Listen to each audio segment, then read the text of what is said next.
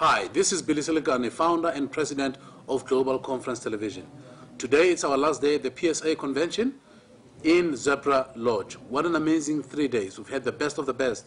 We've had people from the US, we've had people from Malaysia, from Holland, from France, from Thailand, and now it's a special honor for me to be here with this lady who's got a phenomenal story. She's from the United Kingdom, and her name is Pam Warren.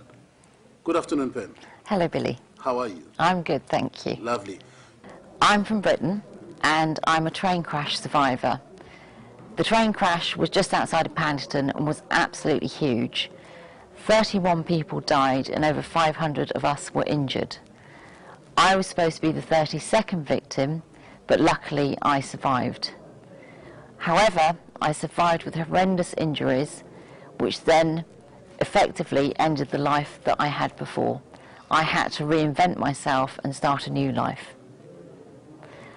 Since then, I've been able to rebuild. It has taken me 15 years to do so, but I've been able to rebuild a new life that's far more rewarding and far more fulfilling. I've written a book, which is my autobiography, called From Behind the Mask, which I'm hoping to bring across to Africa in the not too distant future. I'm a professional speaker, so I stand up at conventions and deliver keynote speeches on the main stage. And I've also balanced everything off because of the train crash. I now take an altruistic look at life.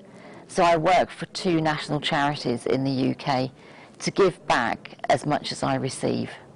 Your journey from where you are to where you are today, it's a bigger story that I'm not going to give justice to.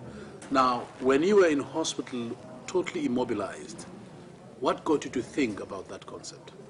It was, how was I going to survive? I couldn't work out at that time. I didn't know how well I would recover.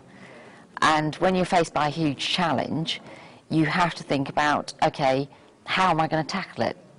And some people use that analogy of biting off pieces, and then eventually you'll eat the whole. But for me, a river made more sense because, I don't know, I suppose I'm attracted to water anyway. And to me it made more sense because it was fluid and it could change direction. Yeah. And I sort of apply it to everything I do now. Every decision I make, I sort of think, okay, what would a river do? And I've been amazed at the results I get just through that smarter thinking. Just give me a bit about their transitioning, because your transition was not it was not something that you thought of doing. Circumstances forced you to change. Yeah. And your change probably made you a better human being. Yes. Now tell me a bit about the trap that we are in, most people. At that time in your life, would you have changed voluntarily, or the show could have gone the same way that it was? I've often said that had the train crash not happened, I would just be an older version of the financial advisor I was before. No, I wouldn't have changed. And I think that has a lot to do with conditioning.